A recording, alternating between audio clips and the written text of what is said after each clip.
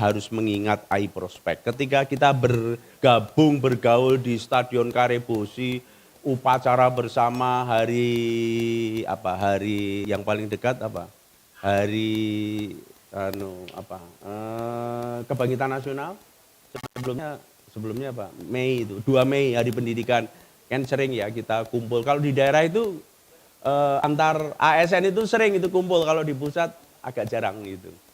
Jadi kalau di daerah itu malah lebih guyup itu semuanya berkumpul. Nah itulah kita akan bendera kita ya bendera berakhlak itu yang harus kita pegang. Next slide please. Nah, ini gambar selanjutnya. Oh, roaming. Nah, gitu. Di mana ini, Pak? Ini waktu saya isolasi mandiri di puncak Gunung Arjuno karena saya kena COVID. COVID, Pak. Terus saya isolasi mandiri 10 hari, saya tinggal di puncak Gunung Arjuno di situ. Jadi itu pakai kaos, anak saya yang membuatkan kaos itu, tulisannya suka lupa kalau sudah tua. Gitu. Jadi itu anak saya selalu mengingatkan kepada saya untuk papi sudah tua kan gitu, hati-hati gitu kan, jangan lupa tongkatnya. Ini di puncak Gunung Arjuno. Nah itu saya memberikan subjudul di picture saya itu bagaimana peran pimpinan untuk kemudian menjaga loyalitas dan engagement pegawai. Nah, next selanjutnya, yang tadi terkait dengan apa yang dipesankan oleh Ibu Menteri. Nah, memang itu current issue yang selalu pengen disampaikan gitu kan.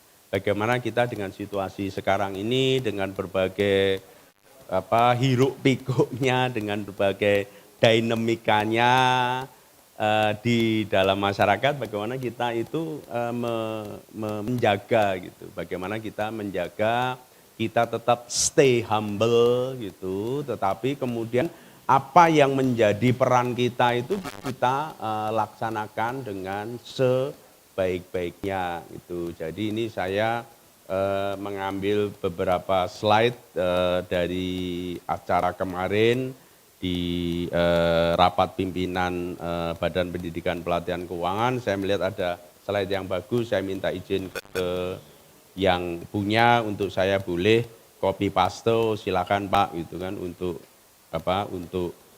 untuk bisa saya sampaikan di dalam kesempatan ini. Jadi Ibu dan Bapak sekalian, kita tidak perlu terlalu khawatir gitu. Dalam hal ini adalah bukannya kita menyepelekan kalau kita ada sesuatu yang kita rasa dalam tanda kutip mengganggu gitu. Tetapi kita harus ingat bahwa tidak ada daun yang jatuh, tidak ada selembar pun daun jatuh tanpa izin Allah, tanpa Allah mengetahui. Artinya ya sudah gitu. Memang itu daun sudah jatuh. What should we do then? Kan gitu. Itu. Jadi kalau kita lihat Ibu dan Bapak sekalian ya di bawah pohon itu yang daun yang jatuh di bawah tidak semuanya daun kering. Itu. Tidak semuanya daun tua. Ada yang muda gitu. Karena apa? Ada intervensi, ada anak kecil lewat bawa galah gitu, tahu-tahu dia mukul piok kan itu. Jatuhlah daun itu. Lu kok ya dilalah bahasa Makassarnya. Kok ya kebetulan si anak itu lewat situ bawa galah, ngapain dia kan gitu. Nah itu sudah memang ya sudah sunatullah kayak begitu. Kalau nun sewu mohon maaf, kami di dalam Islam menganggapnya begitu. Terus what should we do then kan gitu. Jadi di sini disebutkan deep within every crisis is an opportunity for something beautiful gitu. Jadi asal kita bisa menyikapinya itu. Nah kalau kita kaitkan dengan wawasan kebangsaan itu, Ibu, Bapak, teman-teman sekalian, terutama adik-adik, anak-anak muda gitu. Bea cukai itu dari Sabang sampai Merauke, dari Miangas sampai Pulau Rote, tidak hanya Makassar saja, tidak hanya Manado saja, tidak hanya Malang saja, tidak hanya Surabaya saja, tidak hanya Tanjung Balai Karimun saja, tidak hanya Jakarta saja, tapi ada kantor-kantor lain.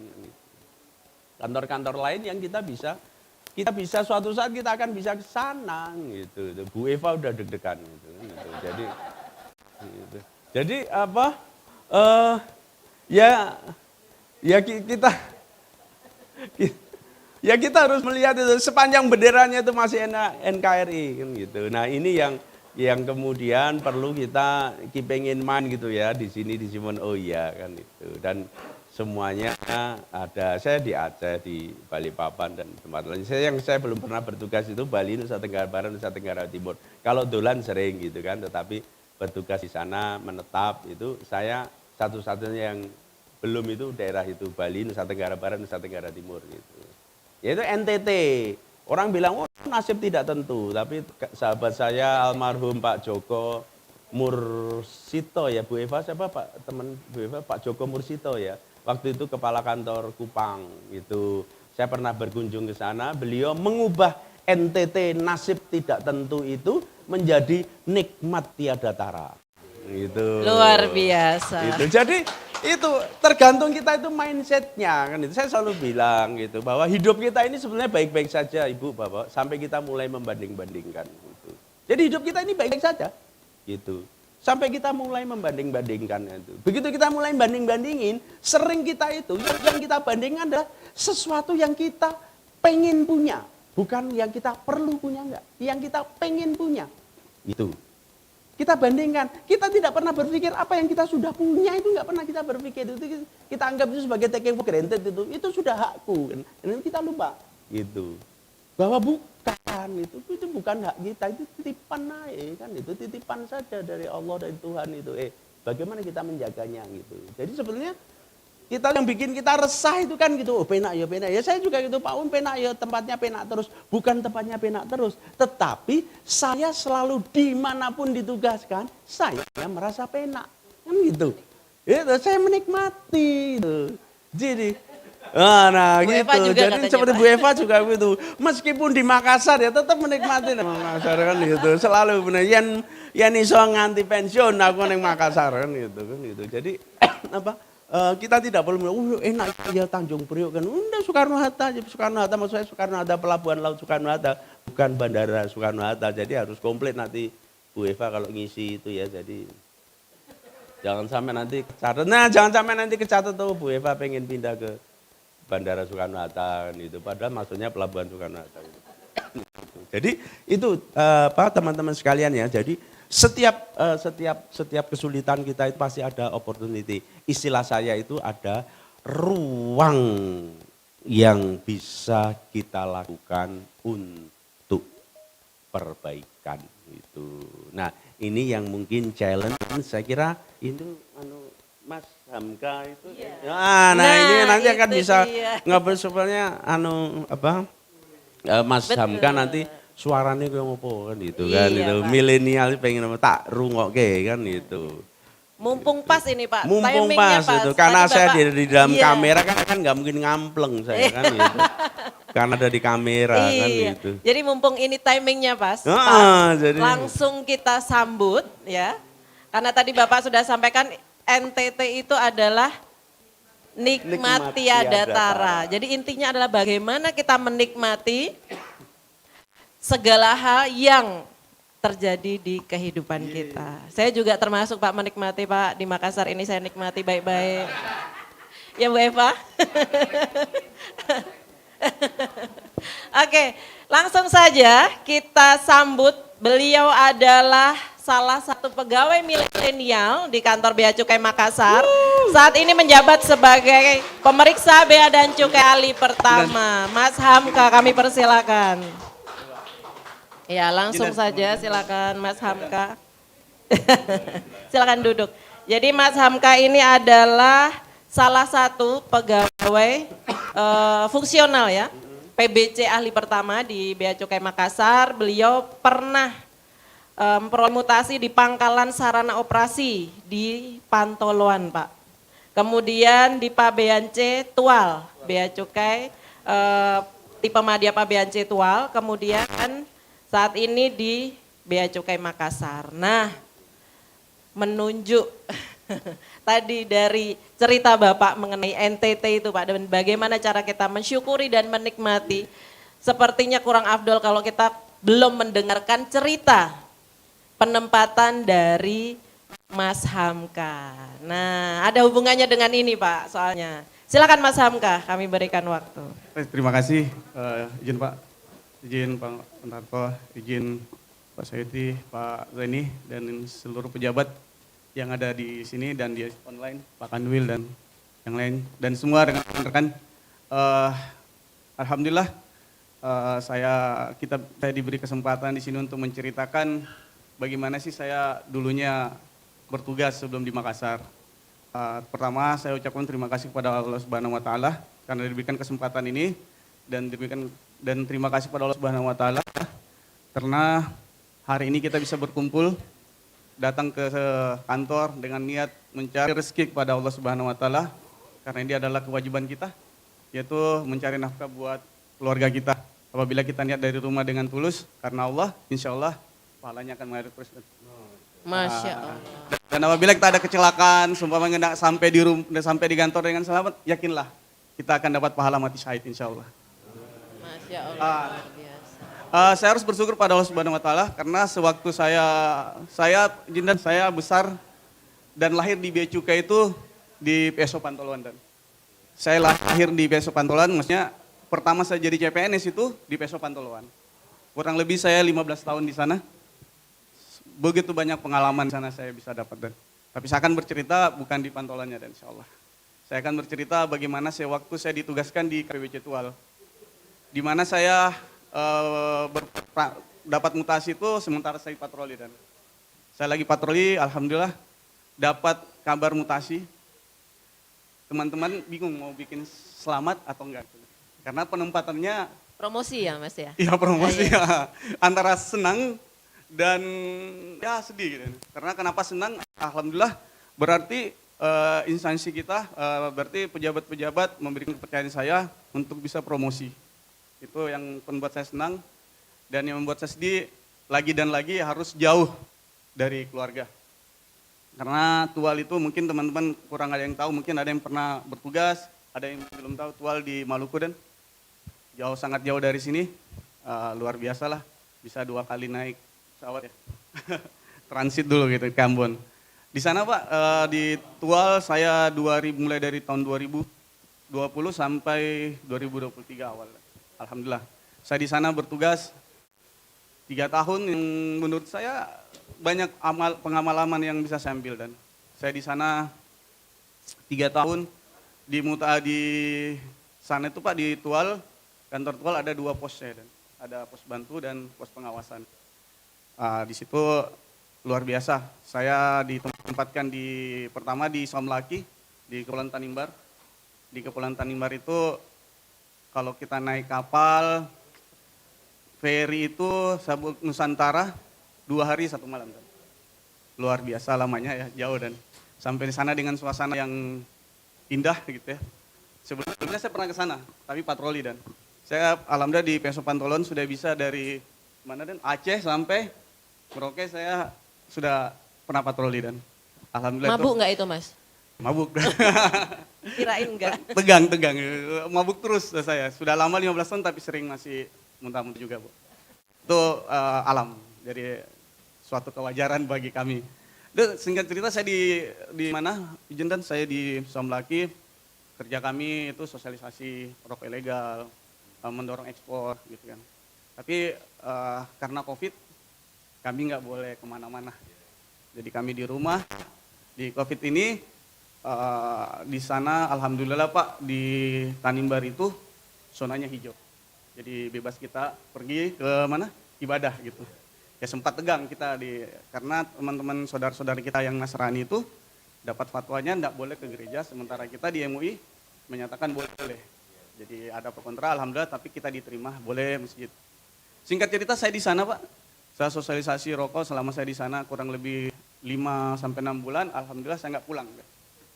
6 bulan di Somlaki nggak pulang, dapat kabar ipar saya meninggal karena COVID. Jadi nggak bisa buat apa-apa deh. Terus menjadikan saya di sana karena nggak ada kegiatan, saya jadikan masjid itu sebagai rumah saya. Jadi pergi ke kantor, pulang ke masjid. Padahal kantor itu adalah rumah juga, tapi kalau boleh jam 5 saya udah ke masjid.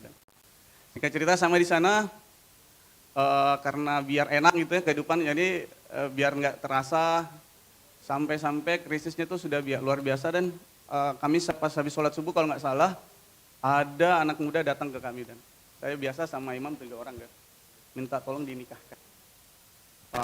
Kenapa nanya saya kan, kenapa dinikahkan nih gitu kan? Anu Pak, saya kehabisan uang. Daripada saya berzina. Ya, jadi 2 orang ini kan, pemuda ini sama-sama datang ke Pulau Tanimbar, pengen daftar jadi PNS. Masya Allah. Sampai kehabisan uang karena COVID, nggak ada link untuk keluar dari kota itu.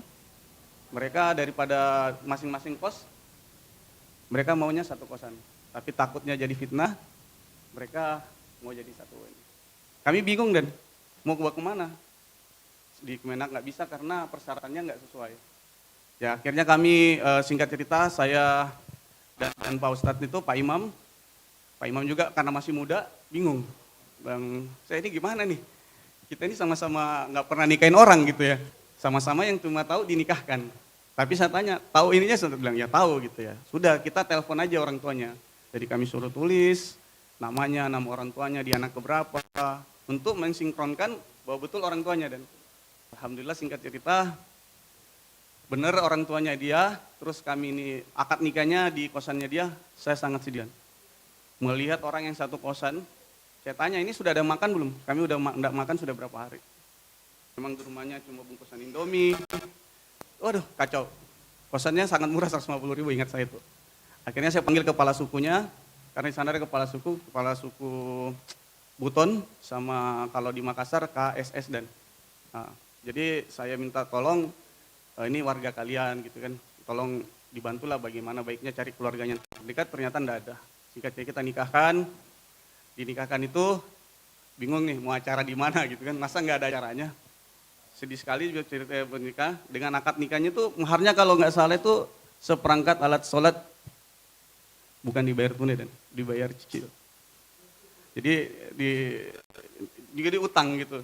Jadi saya sedih sekali lihat, oh ternyata saya begitu nikmat, saya rasa kenikmatan itu ada kenikmatannya itu luar biasa di sana.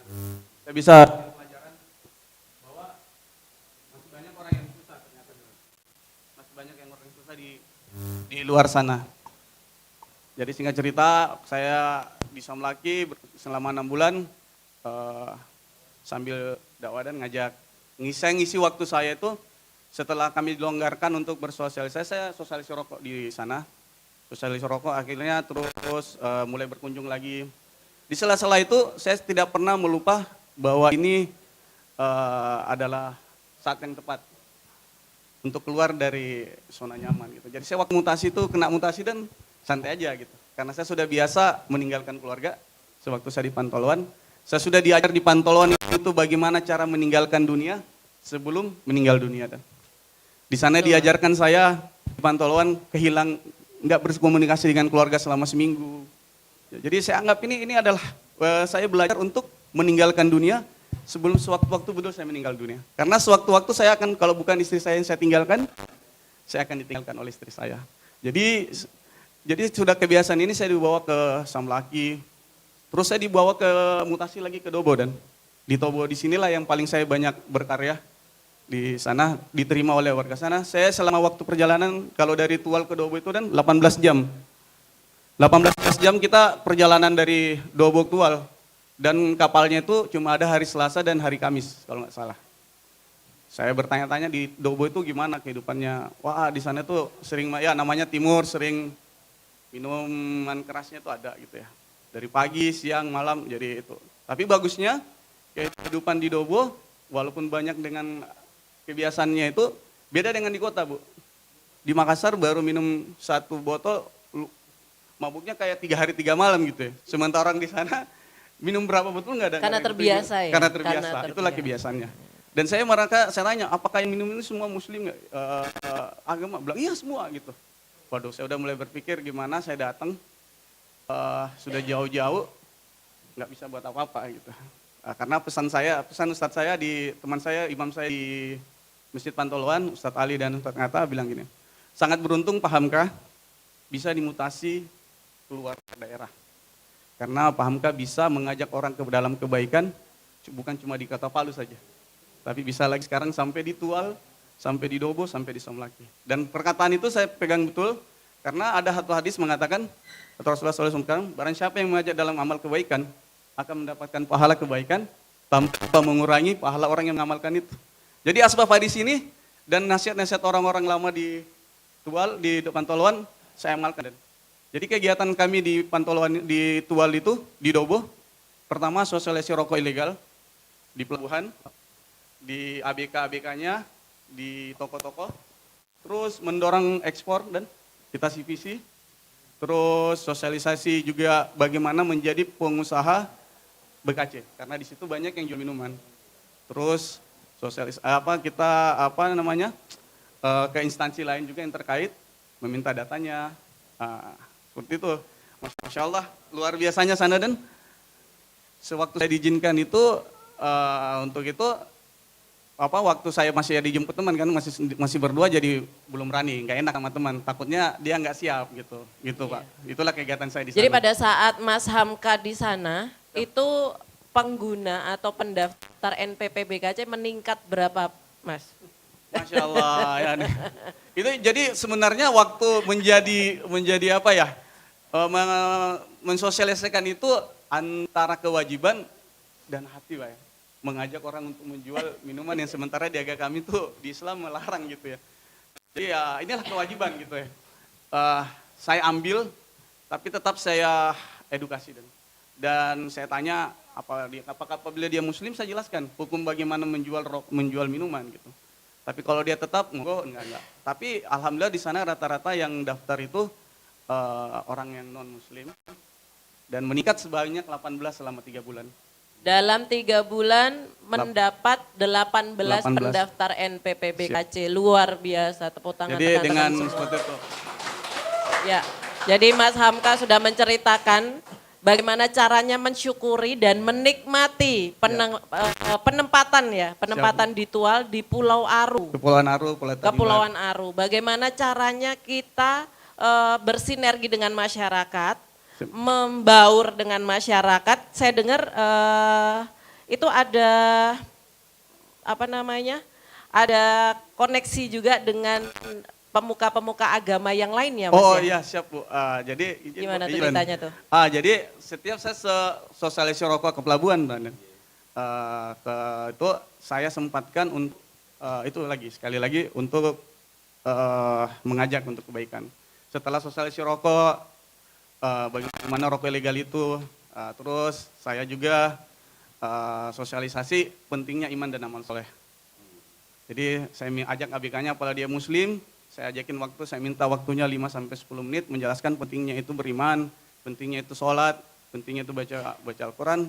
Dan saya menyatakan bahwa saya juga pelaut.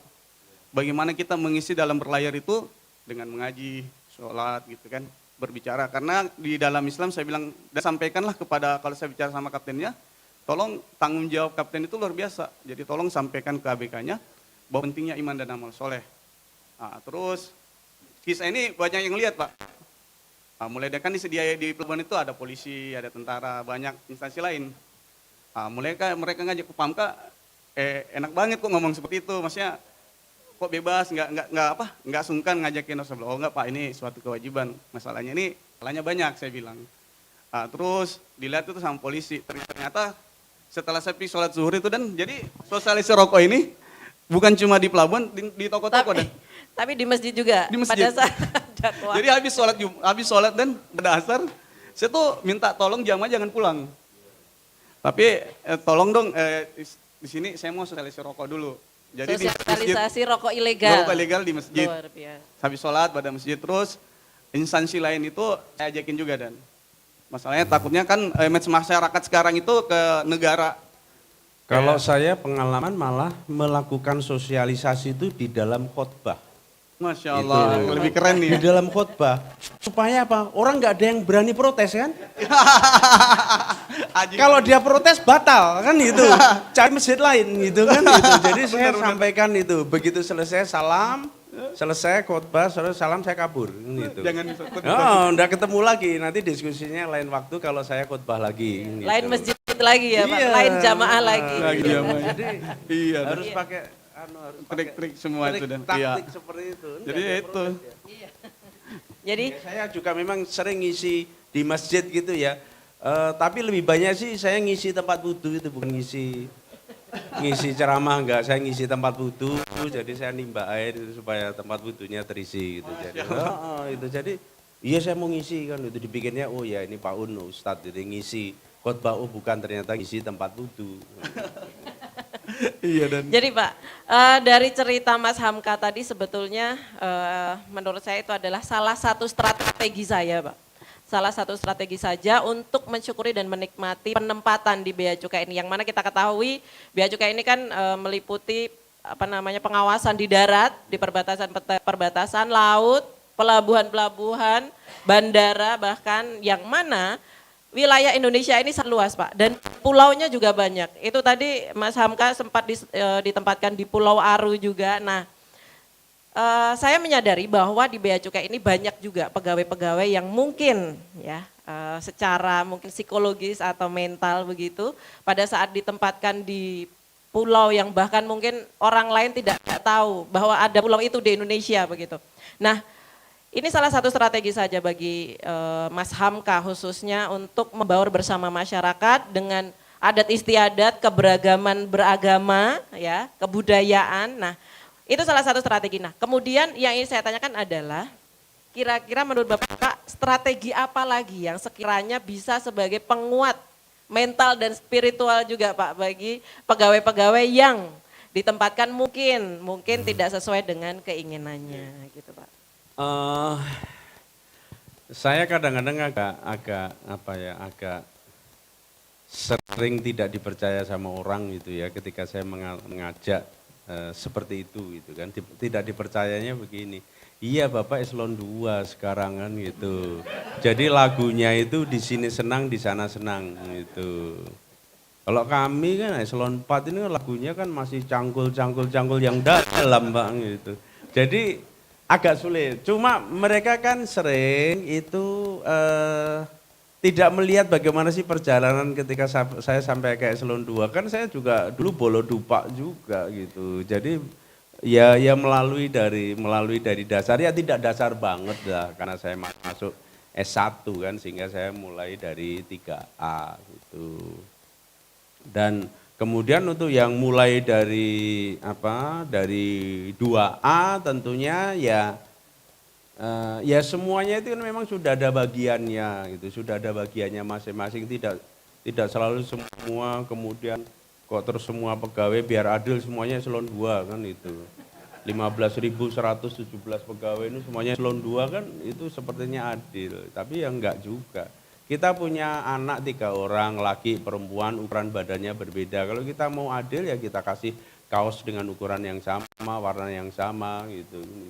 Itu sama rata tapi enggak adil gitu ya. Adil ya sesuai dengan apa yang pas di dalam dirinya. Nah, pas di dalam dirinya itu siapa yang menentukan ya kita sendiri gitu. Jadi pas di dalam diri itu ya kita sendiri yang kita harus melatih gitu. Kalau ya normatifnya ya lebih banyak bersyukur gitu. Saya sering begini ke teman-teman, ke anggota saya itu nggak tua nggak muda karena tukang gersulo itu tukang mengeluh itu nggak cuma yang anak muda saja, anak tua juga banyak itu yang kerjaannya cuma ngeluh gitu. Saya sih gini, selalulah bersyukur supaya kamu lupa caranya mengeluh gitu. Dan kalau kita sedang mager, sedang berat, itu pikirkanlah jutaan orang di luar sana yang menginginkan pekerjaan yang kita berarti pada saat ini gitu. Jadi kalau kita sedang mager, sedang males, sedang sedih gitu, Itu jadi oke saja kita sehari 2 hari kita kaget dengan mutasi begitu. Gitu. Itu boleh saja sehari 2 hari. 3 hari 4 hari boleh lah. Seminggu boleh lah kan. Tapi sudah kalau sudah lebih dari itu kubur nikmat namanya kan itu. Jadi saya kemudian keluar tanduknya, keluar taringnya, take it or leave it. Itu. Wes ngono wae, take it or leave it. Anda masih bisa merasa menghandle, ikuti. Tapi kalau sudah tidak bisa tinggalkan gitu. Jadi jangan jadi toksik di sini gitu. Karena itu mengganggu yang lain. Itu mengganggu yang lain dan itu nanti tidak nyaman dirinya sendiri itu. Menjadi tidak nyaman dan nular gitu. Dan kemudian yang ketiga adalah yaitu sudah ketentuannya di sono kan itu. Sudah ketentuan kalau kemudian sehari 2 hari zaman dulu itu masih ada ketika cap mutasi itu masih diketik Pak Suyuti, Pak Zaini ya. Itu bisa namanya A tapi NIP-nya punyanya si B kan itu.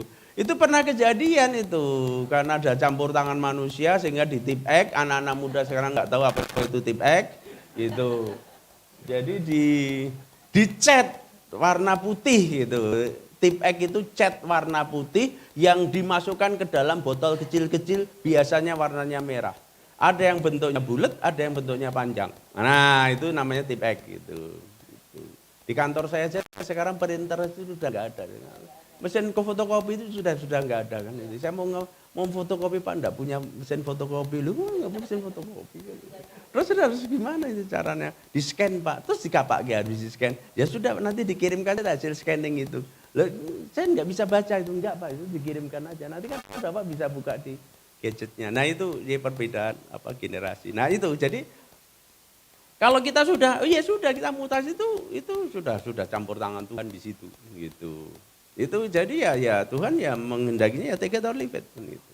Supaya kita kemudian supaya kita bisa mengikuti. Nah, kemudian kan tadi kita isi bahwa bismillah bahwa apa yang kita lakukan ini dari semua agama saya kira juga mengatur begitu ya kita ikuti bahwa kita ini bagian dari ibadah, bagian dari penghambaan kita kepada Tuhan gitu. Insya Allah kalau sudah begitu kita enteng saja gitu. Kita enteng saja menjalani itu. Nah, tetapi bagi saya terus terang, Pak Hamka, Bu Ria, teman-teman sekalian ya, bagi saya itu mutasi itu tidak pernah ringan gitu. Tidak pernah ringan dan tidak pernah biasa-biasa saja gitu. Orang biasa mutasi, kalau bagi saya enggak. Gitu. Mutasi itu selalu berat untuk saya. Kenapa? Karena saya menikmati tugas di mana saya ditempatkan gitu. Sehingga berat itu. Saya berangkat, tetapi saya jalani tetapi berat gitu. Kalau enteng itu malah rada bahaya itu kan itu. Kalau kita enteng itu berarti nggak ada tanggung jawab di situ. Mangkat 1 koper 2 koper kan itu selesai. Kalau saya pasti bawa kontainer. Indah itu saya selalu bawa kontainer. Karena saya mati terus. Baterai ini habis. Nih nyala. Jadi saya selalu terima kasih. Jadi selalu berat untuk saya karena saya selalu bawa, saya senang masak, saya senang buku, saya senang tanaman gitu. Kemana-mana saya pindah saya pasti bawa alat masak, saya pasti bawa buku banyak, saya pasti bawa tanaman ke sana kemari. Sekarang ditambah keris kan itu.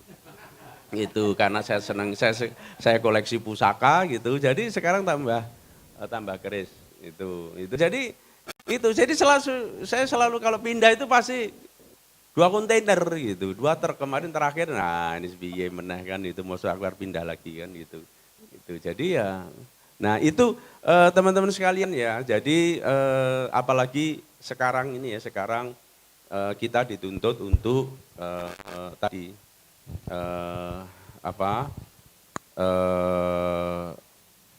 humble gitu kan, humble artinya humble itu kita sederhana kan itu kita memantaskan, mencukupkan gitu kan tanpa kita terlalu banyak hore-hore gitu kan. Bukan berarti kok kita tidak menikmati pekerjaan kita, tidak. Kemudian yang kedua, kita do our best dengan segala pekerjaan kita. Ketika saya di kantor wilayah, saya sering ada foto-foto saya jalan-jalan di kebun pisang, saya jalan-jalan di pelabuhan laut, saya milih-milih udang gitu kan, ngobrol gitu. Jadi ini ngapain urusannya bea cukai di kebun-kebun pisang itu. Dia bisa, ini namanya KB, kemudian ketika saya direktur fasilitas, membuat aturan mengenai KB hortikultura. Itu ternyata teman-teman di desa-desa itu dia bisa memanfaatkan fasilitas kawasan berikat untuk dia menanam. Caranya bagaimana ya harus dengan luasan tertentu. Ya kita harus thinking out of the box, luasan tertentu itu tidak perlu ada batas pagar.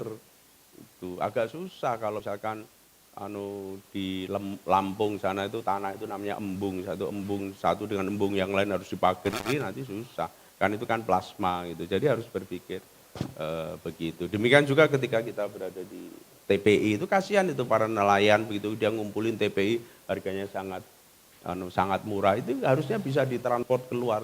Caranya bagaimana? Ya carilah kontainer fridge gitu. Karena dari situ nggak ada fridge kontainer. Di daerah Malang Selatan itu jauh. Malang Selatan ke Malang itu naik motor itu 4 jam itu meskipun jaraknya itu cuma 74 kilo. Itu. Jadi tidak bisa kalau cuma dimasukin ke dalam di dalam box styrofoam dikasih es itu sampai Malang sudah layu lobster Mencair. itu sudah mencair. Jadi harus ada fridge. Nah, ya hal-hal seperti itu yang kita harus thinking terus sehingga kita menikmati gitu. Kita pekerjaan itu kita menikmati, oh ya ada yang kurang, sambil kemudian kita sosialisasi hal-hal lain seperti tadi yang dilakukan oleh Mas Hamka itu, bagaimana dia tidak hanya menyentuh urusan tugas pokok fungsinya bea cukai saja, tapi yang lain-lain juga kita urusi gitu. Artinya kita spend some our times, our energy itu untuk memikirkan begitu supaya kita bisa menikmati gitu kan, supaya kita bisa menikmati penugasan-penugasan Betul kita. sekali Pak, karena Iya. memang mau nggak mau itu sebetulnya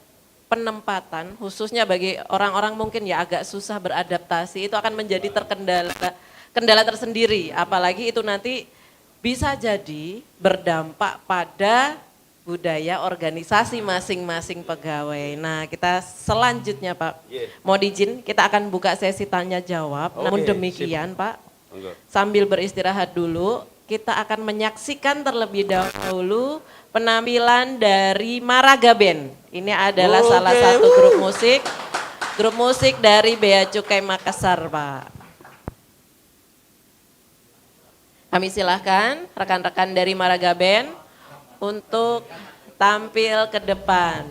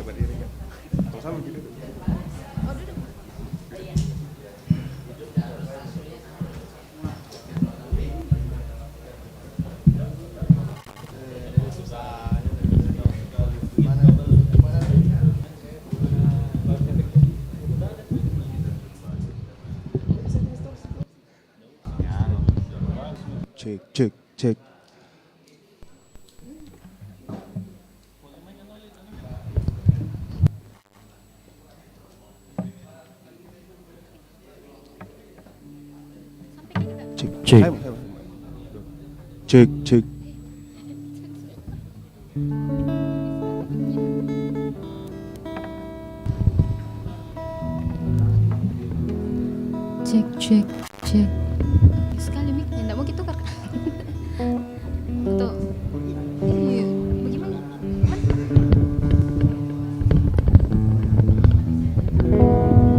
Bisa itu. Pegang bisa aja deh.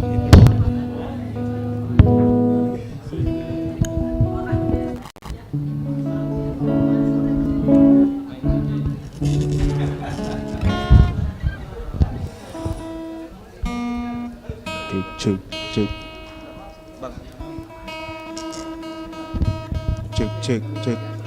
Cek. Pakai serak.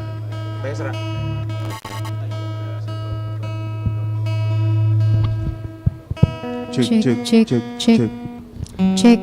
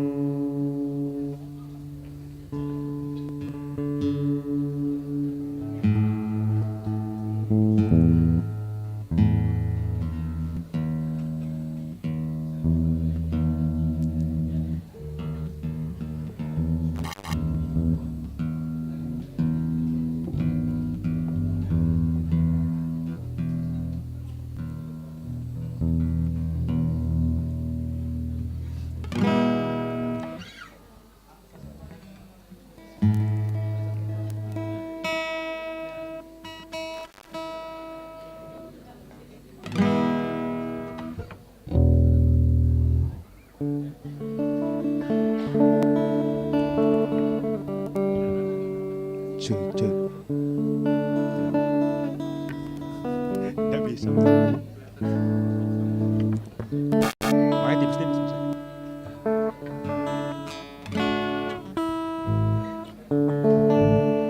Intro pakai langsung.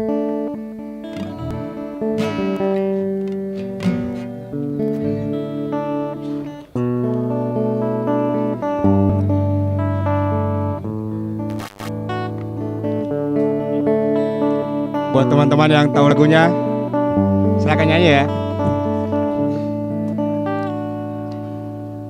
Cek. Cek, cek. Cek. Cek, cek, cek, cek. Cek. Cek, cek, cek, cek. Cek. Cek. Cek.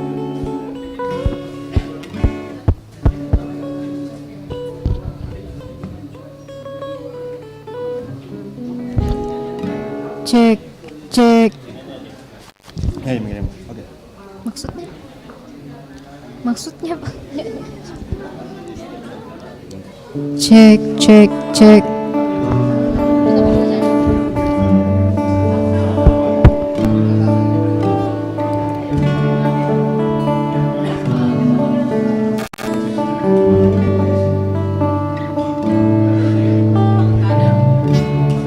Ku terima suratmu, telah ku baca dan aku Cek, mengerti cek, cek. betapa merindunya dirimu akan hadirnya diriku di dalam hari-harimu bersama lagi. Kau tanyakan padaku kapan aku akan kembali lagi.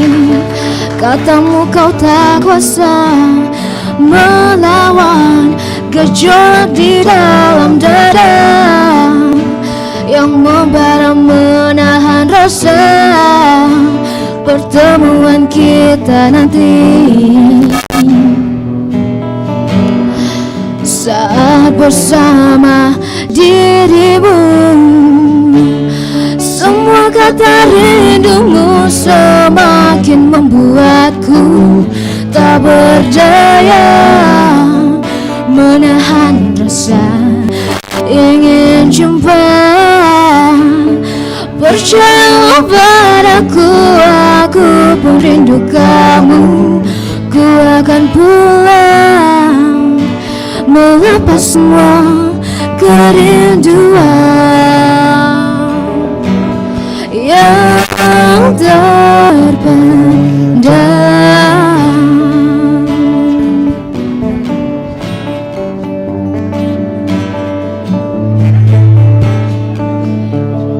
Kau tuliskan padaku kata cinta yang manis dalam suratmu. Kau katakan padaku saat ini ku ingin hangat pelukmu dan boleh lembut kasihmu takkan ku lepas selamanya. Saat kau ada di sisiku, semua kata rindumu semakin membuatku tak berdaya menahan rasa ingin jumpa. Percayalah padaku, aku pun rindu kamu. Ku akan pulang melepas semua kerinduan yang terpendam. Jangan katakan cinta Merambah beban rasa, sudah simpan saja sedihmu itu. Ku akan datang.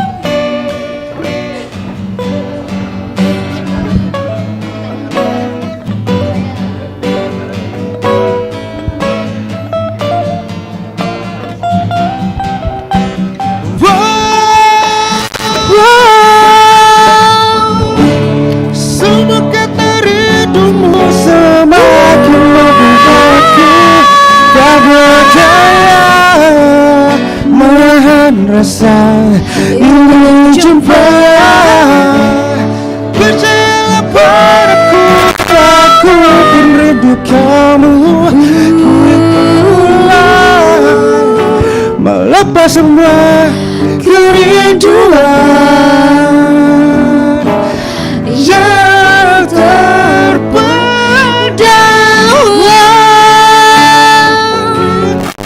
semakin membuatku tak berdaya menahan rasa ingin jumpa.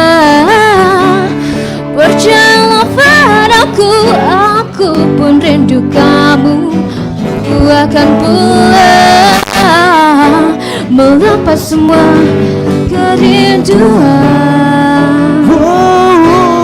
yang terbendam.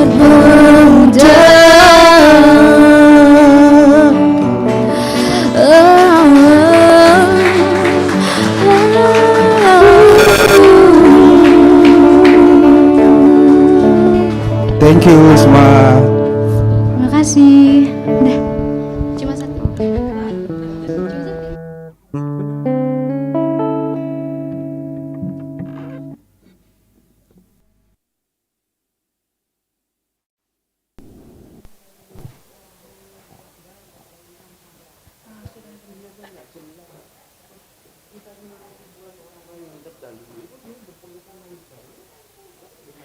Baik, terima kasih rekan-rekan Maraga Band. Kita aplaus sekali lagi.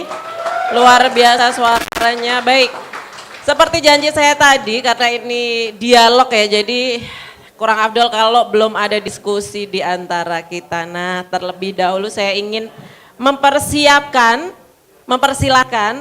Bapak Ibu yang hadir secara ruling di sini untuk menyampaikan pertanyaannya. Di sesi pertama kita akan ambil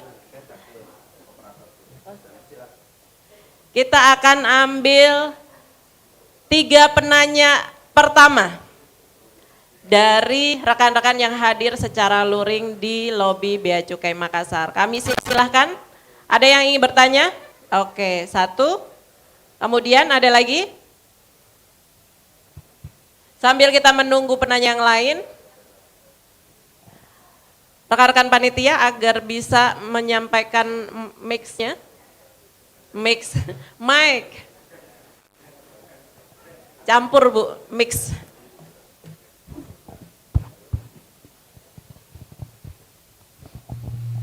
Silahkan kepada Mas Evi, salah satu PBC juga di Bea Cukai Makassar, silahkan disampaikan pertanyaannya.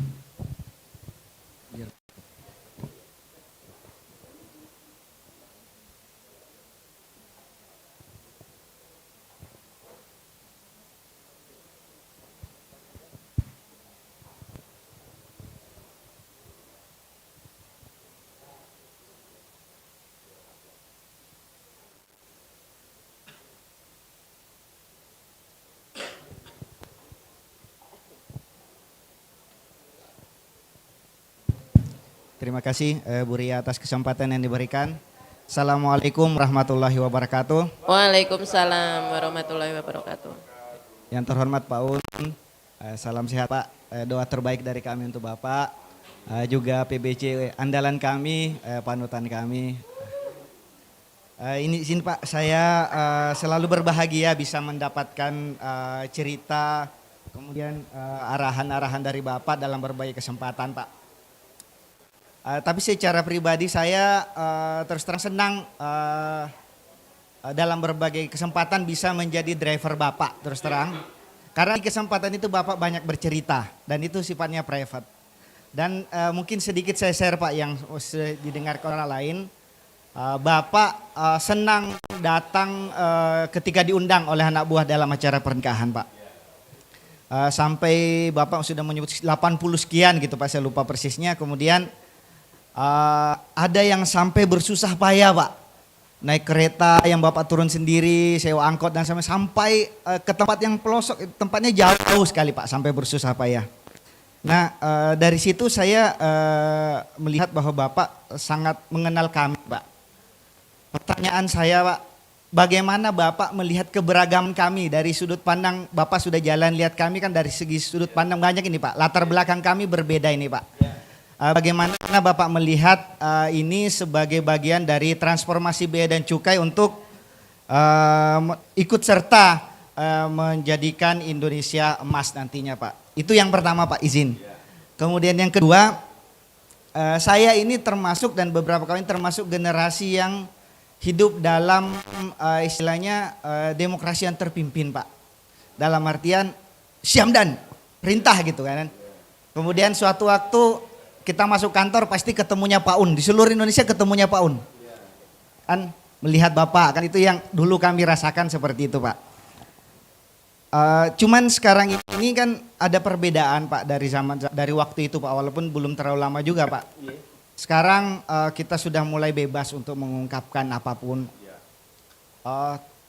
Tapi pada suatu titik malah saat ini mohon maaf, banyak junior-junior yang sudah mulai, bahkan ada yang sampai mengajukan pimpinannya ke dalam ranah hukum di peradilan Pak.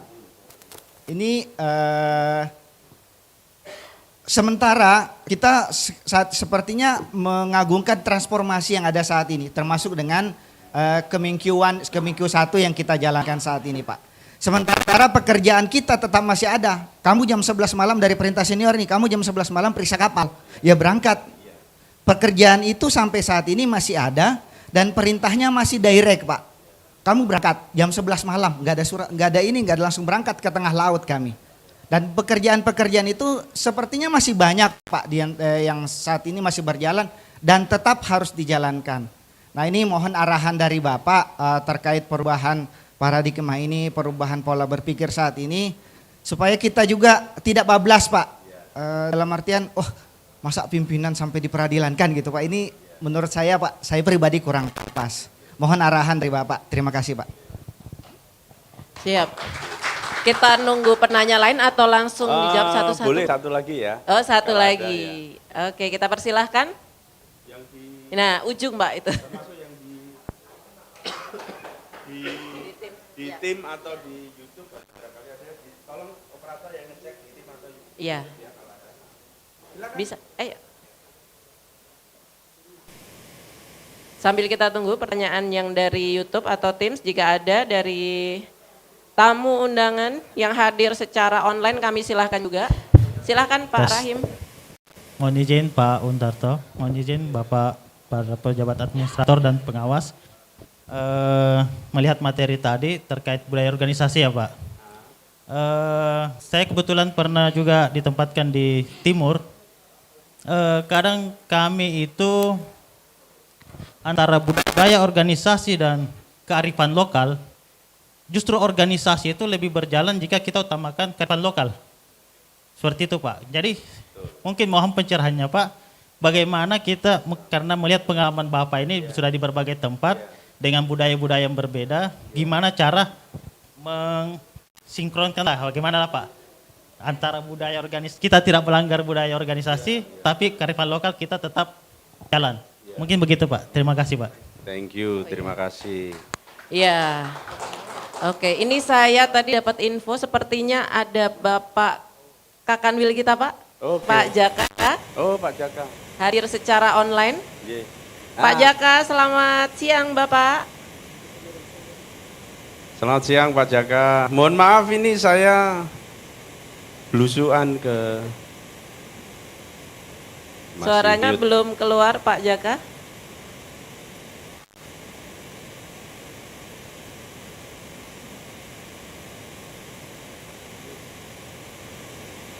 Masih belum keluar suaranya Pak Jaka.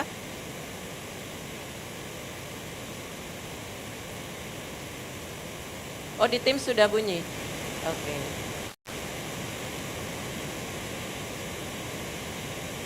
Bisa kita dengar dari sini?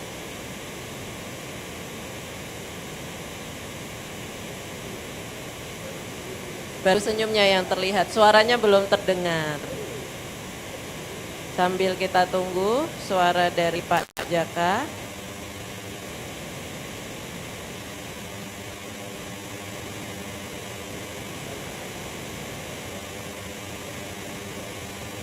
Bisa?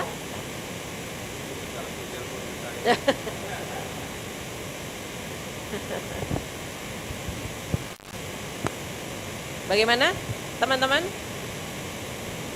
Itu tadi sudah ada yang terdengar. Suara saya, suara Pak Jaka belum. Baik, mohon maaf Bapak Jaka, ini sambil kami atur settingan untuk suara. Nah, sekarang sudah terdengar ya. Mohon izin Pak Jaka, silahkan.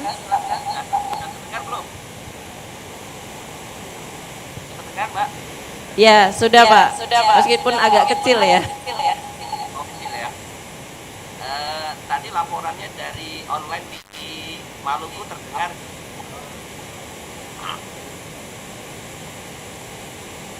Jadi, halo, bisa terdengar ya? Iya Bapak, terdengar meskipun kecil, enggak apa-apa Pak. Terdengar ya.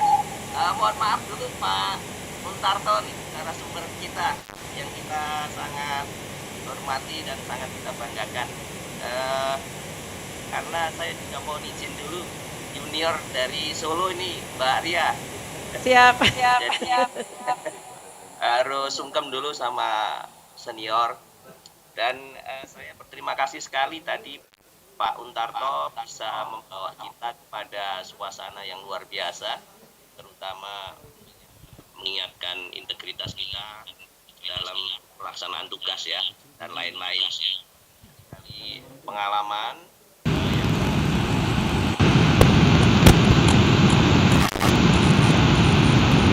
Mohon maaf Bapak, suaranya kurang terdengar lagi Pak.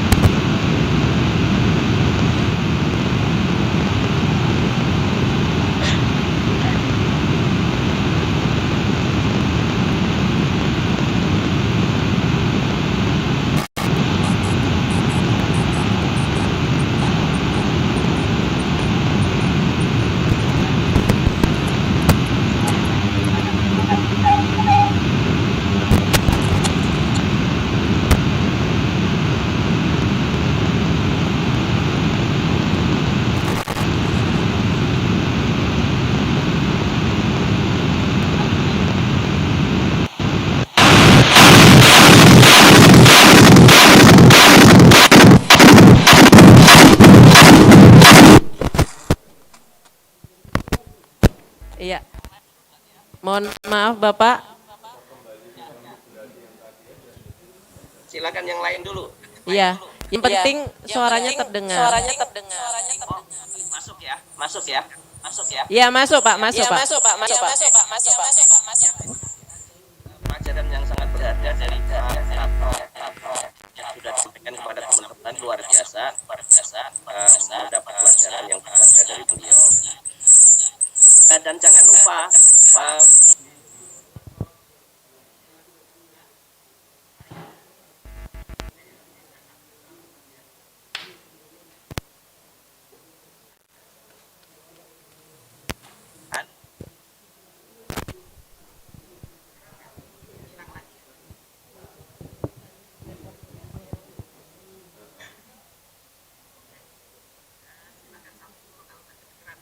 Ya. Terima kasih Pak Jaka. Meskipun terdengar kecil sekali ya Pak ya. Terima kasih Pak Jaka. Silakan Bapak. Terima kasih Pak Jaka. Saya senang bisa berkunjung kembali di Makassar dan ya Makassar kanwil terbaik kan untuk Kementerian Keuangan tahun kemarin, sehingga mestinya bisa menjadi penyemangat untuk terus berkembang. Mungkin ini kanwil di luar Jawa yang pertama ya yang masuk sebagai nominasi dan kemudian memenangkan trofinya sebagai kanwil terbaik. Saya kira itu bukan suatu hal yang kebetulan, tapi karena memang direncanakan dan kemudian didukung oleh seluruh pegawai, karena itu yang menurut saya yang sangat penting. Dan ini terkait dengan apa yang tadi ditanyakan oleh teman-teman yang hadir di sini, bagaimana tadi yang ditanyakan ke saya, bagaimana saya menghandle komunikasi dengan para pegawai seluruh jajaran untuk bisa menyatukan semua potensi itu untuk ya menuju ke sasaran yang sama.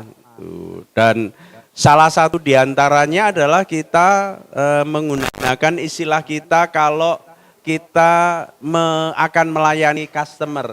Knowing your customer itu adalah satu hal yang penting. Nah ini customernya kita ganti employee. Knowing your employee. Jadi harus memahami betul employee-nya itu seperti apa. Nah inilah teman-teman sekalian yang terkait dengan, ya di slide itu. Terkait dengan salah satu contoh yang bisa saya sampaikan di sini. Ada 5 step to be the world best employer. Jadi kantor-kantor terbaik itu di dunia, ini swasta ya, ini swasta. Yang kita bisa pakai itu. Kita bisa pakai prinsip-prinsip itu. Yang pertama adalah bagaimana pegawai itu memahami kultur organisasinya. Itu. Pertama itu pegawai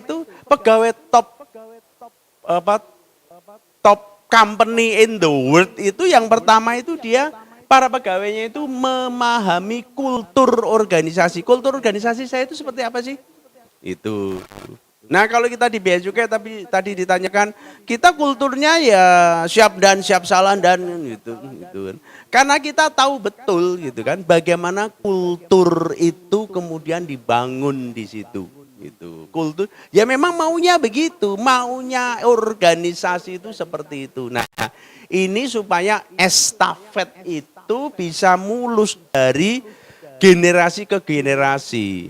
Gitu. Bahwa setiap masa ada orangnya, setiap orang ada masanya, itu betul. Tapi itu hanya tergantung atau hanya untuk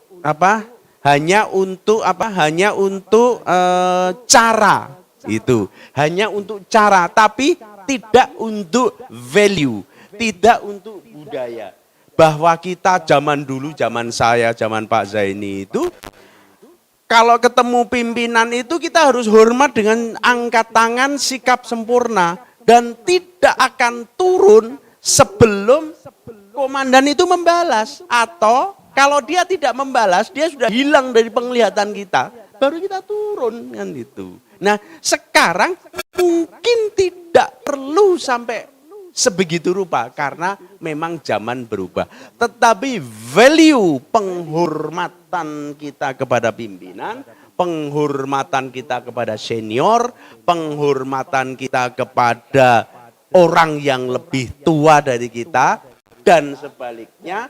Senior menyayangi yang junior, atasan menyayangi anak buahnya, caring pada anak buahnya, itu value yang harus kita pertahankan. Meskipun caranya tidak sama gitu. Cuma ya saya memang kadang rodo kebablasan. Itu rodo kebablasan gimana? Saya itu kalau ketemu anak buah itu dia sudah alih-alih dia siap-siap hormat, dia itu sudah dari jauh tangannya sudah begini. Artinya mau apa? Tos. Loh karo komandan tosi loh kan gitu. Tetapi ya saya ladeni tosnya itu. Cuma kemudian saya sambil kasih tahu, Mas, Mbak, kalau ada orang lain jangan tos gitu. Saya nggak enak sama orang lain itu, hormatlah atau selamat pagi Pak, selamat pagi Bu, assalamualaikum gitu. Itu kan gitu. Tapi jangan tos lah kan itu. Kalau kita berdua saja papasan nggak ada orang lain ya kita tos nggak apa-apa kan gitu. Itu tetapi kalau ada orang lain jangan kan gitu. Nah, hal-hal seperti itu ya saya mentolerir, termasuk kemudian saya berusaha membangkitkan semangat anak-anak itu Pak Arif Evi.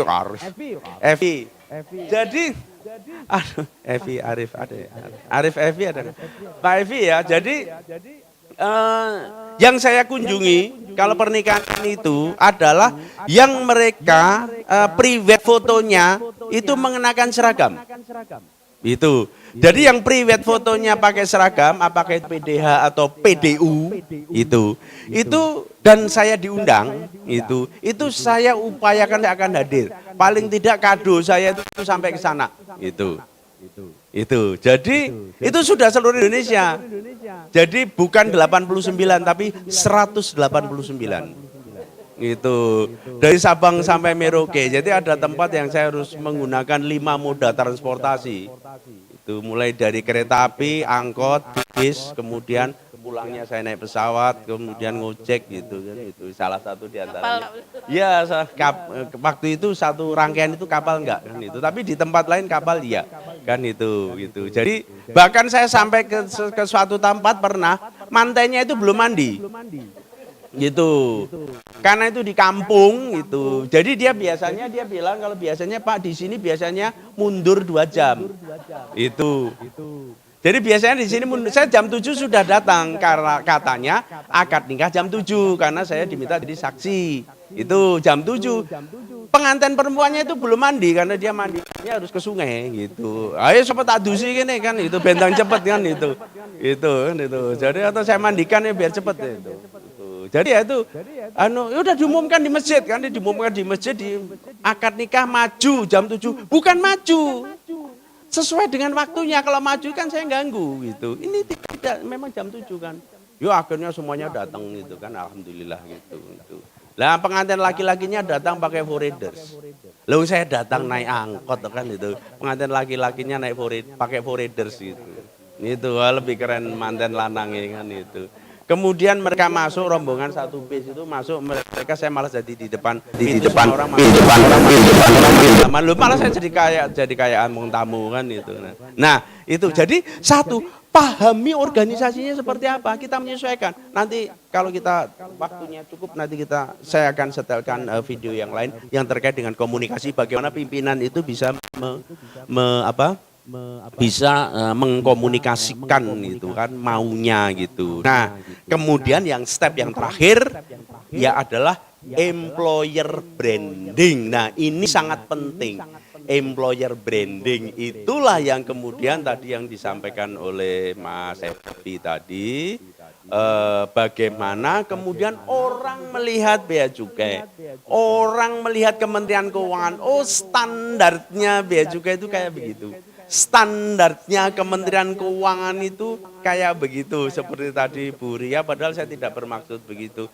Oh ya Pak Hun itu begitu kan, itu lihat pegawai tidak pakai topi itu tangannya sudah mau maju aja kan gitu kan itu. Jadi itu apa ya notoriusnya kan terkenal dalam hal yang tidak baik gitu kan, ngamplengan kan gitu. Jadi ya wong ada ibu-ibu eselon 4 itu kan turun dari mobil itu dia pakai sandal jepit. Terus saya datangi, ibu sepatunya di mana? Aduh Pak ada di ruangan ini. Ibu masuk ke mobil dulu, saya ambilkan sandal sepatunya itu. Terus ibu silakan tunggu di mobil, saya ambilkan sepatunya. Saya datang ke ruangan itu saya ambilkan sepatunya, monggo Bu silakan dipakai.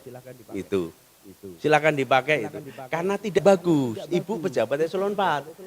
Masuk kantor, rodo telat, sandal jepit gitu. Orang kan tidak akan tahu betapa riwehnya ibu pagi hari ini. Bahwa sebetulnya ibu ini sedang cuti kan itu. Orang kan tidak tahu. Kan itu. Taunya bahwa ibu tidak disiplin. Ibu pakai PDH, tapi sandal jepit. Padahal ibu sudah susah payah datang ke kantor, padahal sedang cuti. Orang tidak tahu, kan itu. Jadi sempurnakan kan itu. Udah, saya yakin habis itu nggak usah ada Pak Untarto itu pasti sepatuan kemana-mana dia. Mungkin mandi aja pakai sepatu kan itu. Khawatir nanti ada Pak Un tahu-tahu masuk ke kamar mandi, Bapak Ibu nggak pakai sepatu kan itu. Nah itu antara lain ya yang perlu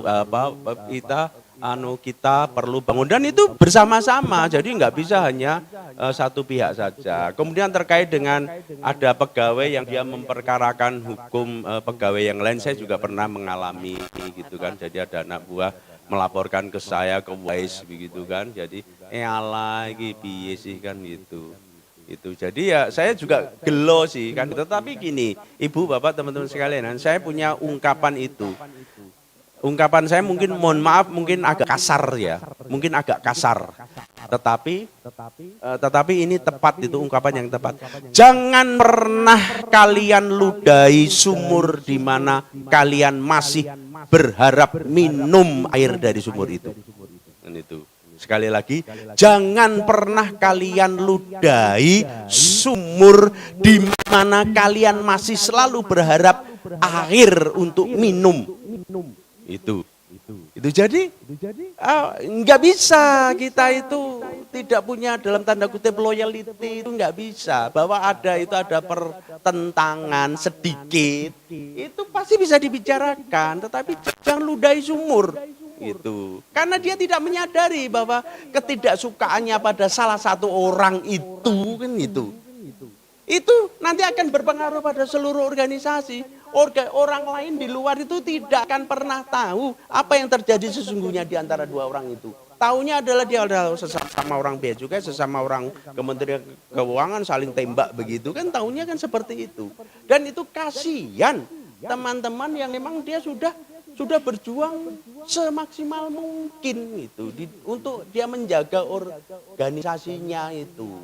Nah, ini yang yang perlu kita perhatikan. Nah, salah satu diantaranya adalah employee engagement. Teman-teman sekalian, ada dua indikator risiko yang ditaruh oleh pimpinan. Satu, loyalitas pegawai yang rendah. Yang kedua adalah engagement pegawai yang rendah. Mungkin itu agak keras gitu ya. Next please. Itu mungkin agak keras ya, mungkin agak keras peringatan pimpinan itu. Tapi ini bukan sesuatu hal yang tanpa alasan bukan sesuatu hal yang tanpa alasan bahwa kita itu harus meningkatkan loyalitas, kita harus meningkatkan engagement. Loyalitas itu kesetiaan kepada organisasi. Yang kedua, engagement itu keterikatan kita pada kantor itu yang kita tingkatkan. Ibu dan Bapak seperti tadi saya sampaikan, itu bulan November tahun lalu ada survei yang dilakukan oleh ACT itu yang kiri atas itu, ACT Accelerated Culture Transformation itu mengadakan survei untuk seluruh kementerian lembaga pemerintah termasuk BUMN. Kaitannya dengan value organisasi, value ASN, BUMN, berakhlak, berorientasi pelayanan, akuntabel, kompeten, harmoni, loyal, adaptif, kolaboratif. Itu disebutkan di situ indikator-indikator perilaku.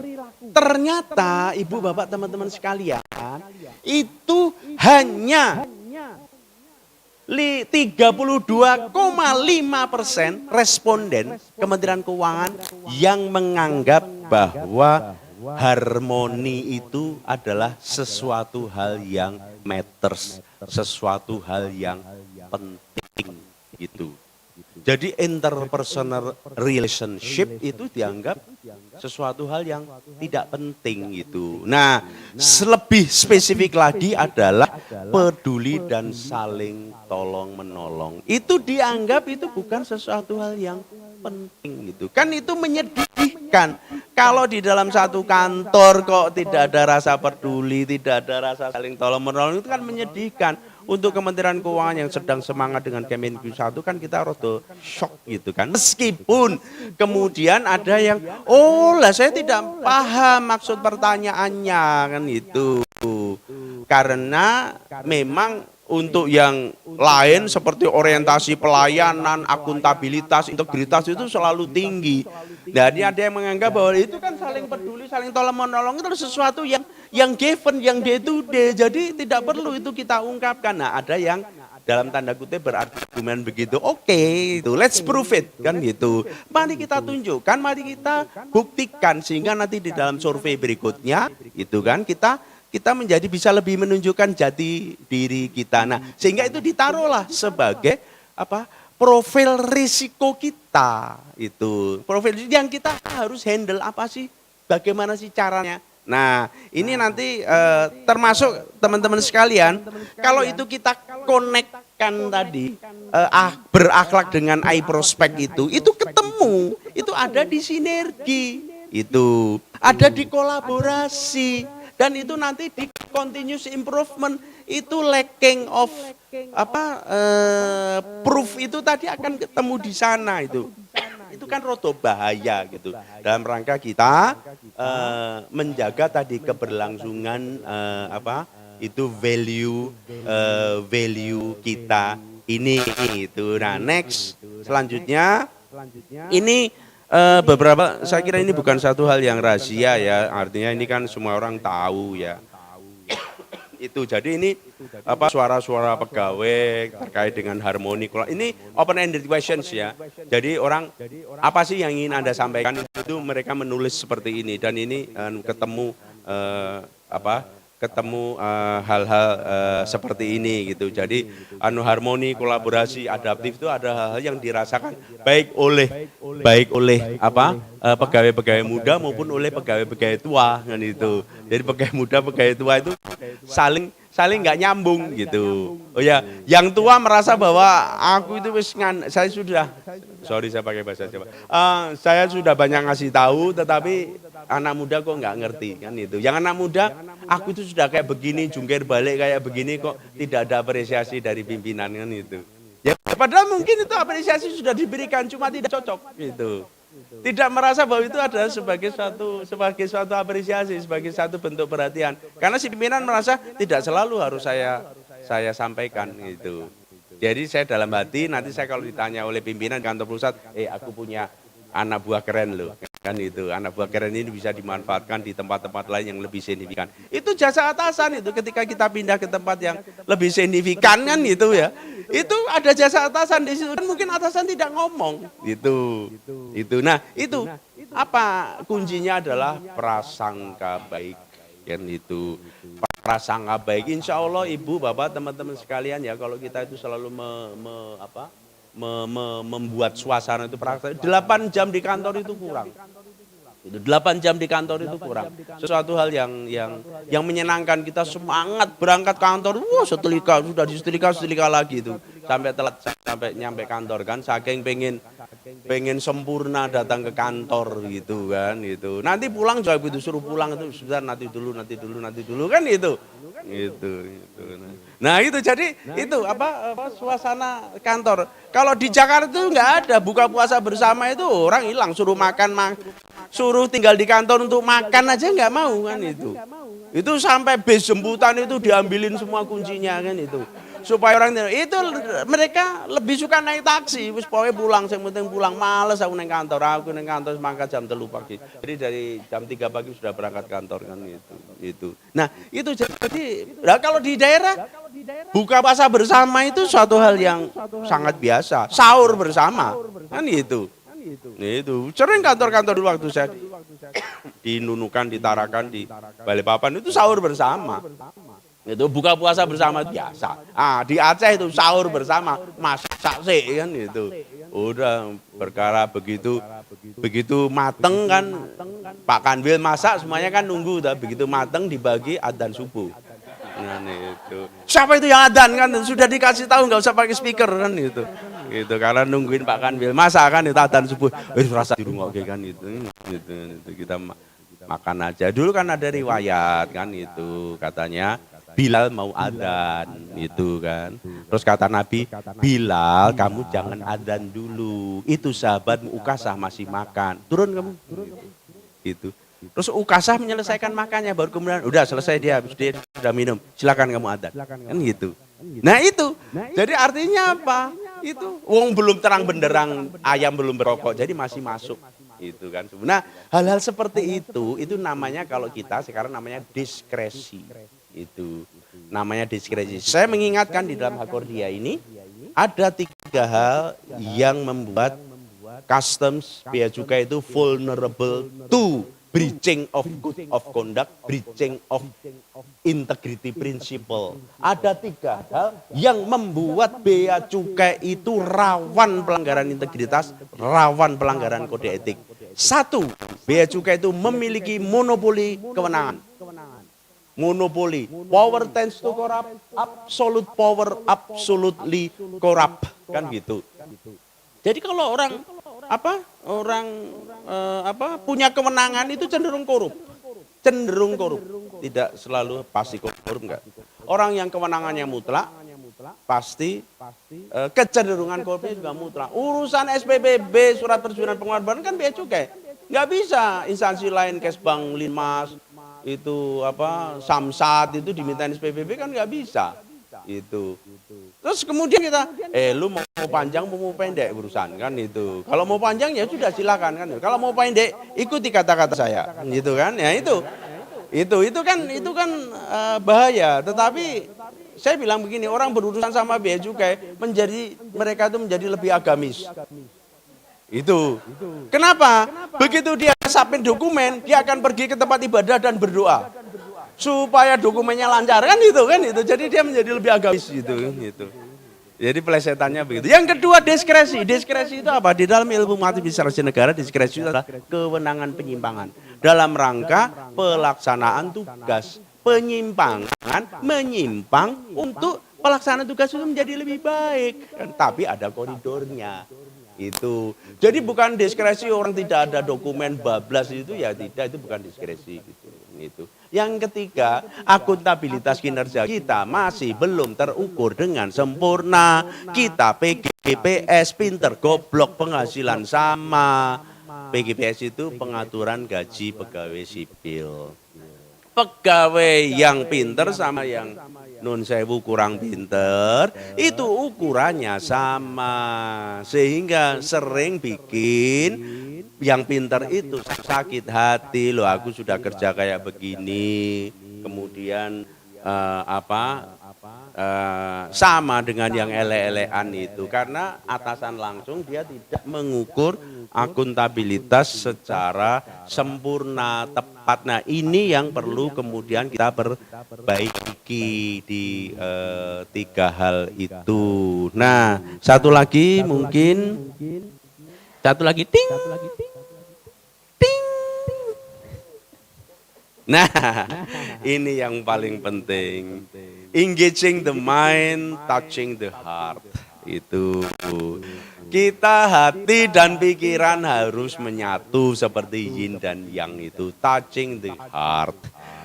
Sangat tidak mungkin kemudian pegawai itu ele-elean bekerja sekedarnya kalau dia hatinya sudah tersentuh kan itu. Kadang-kadang ya karena dia tidak merasa diakui itu. Makanya tadi engagement pegawai itu menjadi sesuatu hal yang sangat penting.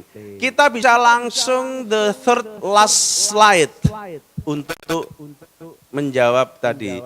Third last, gambar foto saya.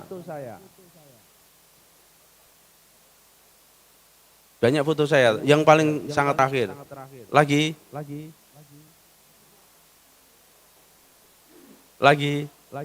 Nah, ini. Nah. Ini saya naik Gunung Arjuna dengan PDU. Itu teman-teman saya naik gunung, geng saya namanya Gimbal Alas. Itu. Ya. Bukan orang bea. Saya kalau naik gunung biasanya saya sendirian. Saya lebih suka sendiri. Saya males saya bareng dengan anak-anak muda-muda itu. Munggah gunung bawa gitar jreng nyapo munggah gunung bawa gitar nyanyi bungo-bungo itu kan. Belum nanti suara dak latu-latu itu. Belum nanti lihat yang tergandeng itu. Dari bawah dari base camp sampai puncak itu gandengan terus kan gitu.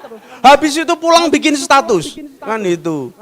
Kamu naik turun gunung tak gandeng, kamu pulang sama orang lain. Itu aku jagain jodoh orang kan itu. Nah, itu kan stres dewe kan itu. Itu paling ngeselin. Jadi saya naik gunung itu ya ketemu sama teman-teman ini gimbal alas itu. Ya saya naik gunung itu pas saya pakai PDU. Cuma nggak bisa pakai sepatu dinas ini. Jadi saya tetap pakai sepatu naik gunung itu. Dan ini di Gunung Arjuna. Ini hari ketiga kalau nggak salah. Jadi orang itu, bapak itu siapa tahu kan itu. Itu baju apa kan itu. Nah, kemudian lah saya sosialisasi rokok ilegal di situ. Ternyata semua rokoknya itu nggak ada pitanya orang-orang itu. Itu. Nah, sejak saat itu saya kalau naik gunung saya selalu bawa SKT yang sudah ada pitanya itu. Satu ransel itu nanti saya bagi-bagi gitu. Saya cerita ini loh rokok ilegal itu gitu. Dan saya selalu naik gunung bawa spanduk gempur rokok ilegal kan itu. Selalu di puncak-puncak gunung itu ada ini begitu. Nah kira-kira gitu ya, jadi saya kira gitu Ibu, Bapak, rekan-rekan sekalian, teman-teman sekalian, ya satukan hati, satukan pikiran untuk menjadikan kantor ini yang indah untuk ditinggali. Kita 8 jam at least itu kantor, jangan wasting that time. Yang 8 jam kita sudah tidur, yang 8 jam kita do something else. Jadi jangan ditambahkan yang 8 jam ini menjadi 8 jam yang tidak ada manfaatnya, yang nothing gitu. Soal kemudian mutasi penugasan selanjutnya itu serahkan kepada Allah, kita berdoa. Atau kalau ada keinginan kita sampaikan kepada Allah. Kemudian kita sampaikan kepada pimpinan, nggak apa-apa pimpinan itu. Dan pimpinan kalau dicurhati, nun sewu mohon maaf sekali saya. Pimpinan kalau dicurhati jangan lembek, jangan tulang lunak, harus kuat, harus menguatkan anak buahnya. Jadi kalau dicurhati anak buahnya, kemudian jangan bilang, walah mas jangankan sampean, nasib saya juga nggak jelas. Kemudian berpelukan nangis bareng. Kita ini memang kumpulan orang-orang yang terdalimi kan itu. Mari kita bakar kantor. Akhirnya begitu kan itu. Ya nggak boleh begitu. Komandan itu kemudian bro, sis gini. Kita itu kan sudah teken jempol cap jempol darah bahwa kita itu bersedia ditempatkan dimanapun di Republik ini selama benderanya masih merah putih kan gitu. Udah semuanya, udah sana. Tos kan itu, begitu keluar kunci nangis, ora apa-apa, nggak apa-apa, nanti curhat ke atasannya. Nanti atasannya juga begitu, kuatkan kita nabuhnya, nanti curhat lagi ke atasannya gitu. Jadi nanti akan tumbuh suasana yang sangat nyaman, insya Allah. Dan Makassar ini satu dari salah satu kantor yang positif vibes-nya itu terasa gitu, yang saya bisa merasakan. Nah, mudah-mudahan ini tidak hanya sekedar ketika saya datang menunjukkan ketawa-ketawa, saya lihat Pak Leksi udah ketawa gitu kan. Saya belum lihat Pak Leksinya, saya udah lihat giginya dulu kan itu. Dia kan ini ada Pak Leksi berdiri di sini kan itu. Baru saya oh ya benar Pak Alexis kan itu. Jadi itu yang saya kira positive vibes itu loh yang ingin kita kembangkan gitu ya Ibu dan Bapak sekalian. Saya kira itu nanti saya ada closing statement barangkali nanti masih diperlukan. Monggo saya kembalikan ke Bu Ria. Terima kasih sekali Bapak, tepuk tangan Bapak Ibu yang hadir untuk segala cerita pembelajaran dari Pak Un untuk kita semua. Namun demikian karena waktunya sudah habis ya. Jadi kami menangkap terakhir yang tadi disampaikan oleh Pak Un sekaligus sebagai closing statement dan pesan kepada kita semua di Bea Cukai Makassar agar semakin baik lagi. Nah, namun demikian sebelum saya pamit undur diri, dapat kita kobarkan bersama-sama terlebih dahulu semangat membangun negeri dari seluruh generasi, khususnya hadir di sini karena berjuang bersama akan semakin baik daripada berjuang sendirian. Karena semangat bersama akan semakin baik daripada semangat sendirian. Begitu juga mempertahankan bersama akan semakin baik juga daripada mempertahankan sendirian. Untuk Bea Cukai kita tercinta, mari bersama-sama kita sebutkan. Semangat Bea Cukai, semangat bersama semakin baik. Bapak Ibu mohon untuk partisipasinya. Sekarang kita akan berdiri tegak semuanya. Mohon izin Bapak Ibu. Kita akan berdiri tegak dengan badan kita. Mari bersama-sama sebutkan semangat Bea Cukai bersama semakin baik. Oke? 1, 2, 3. Semangat Bea Cukai bersama semakin baik. Aplaus untuk kita semua. Baik, sebelum kita mic kita serahkan kepada MC, karena tadi saya buka dengan pantun, saya akan tutup juga dengan pantun. Buah semangka dicampuri biji selasih. Saya Rian Novika pamit undur diri dan terima kasih. Terima kasih banyak Bapak. Waktu kami kembalikan kepada MC. Kami silakan. Baik, terima kasih kepada Ibu Ria, terima kasih kepada Bapak Untarto, selamat, terima kasih Pak, terima kasih juga kepada Pak Hamka selaku narasumber kita pada siang hari ini. Oh, foto dulu.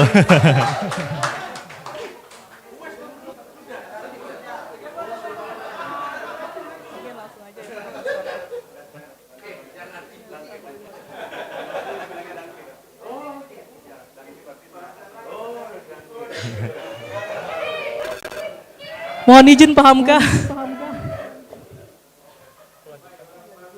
Baik, terima kasih Bapak atas penyampaian materinya yang sangat luar biasa. Tentunya ini sangat menambah wawasan kita semua ya. Dari awal disebutkan terkait sejarah Bea Cukai, kemudian tadi ada penyampaian nilai-nilai yang harus dimiliki oleh pegawai di Bea Cukai.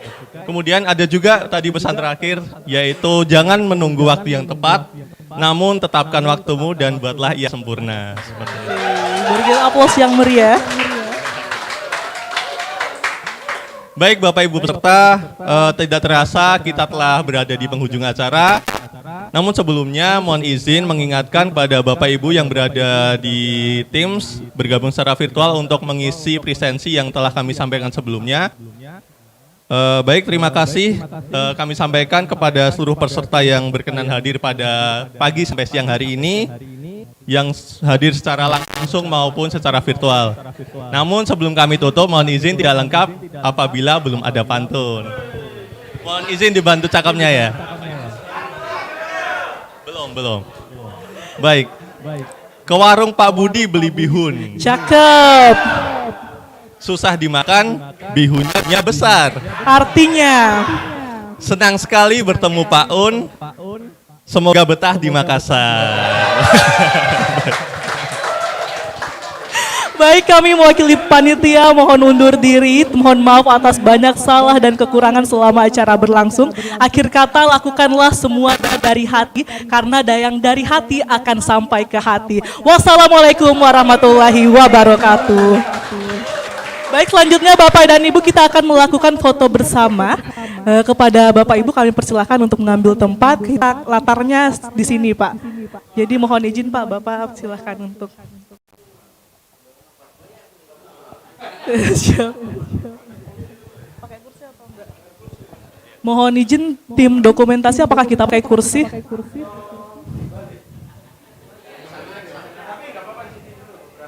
Siap.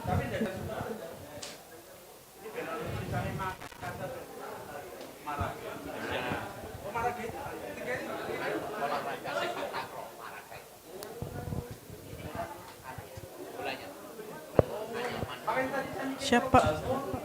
Pak, atau yang dari sini dulu aja ya Pak, foto bersama. Siap. Baik, mohon izin silakan, Bapak, kepada para pejabat administrator kami persilahkan. Siap Pak. Mohon izin Pak Naswar, Bu Eva.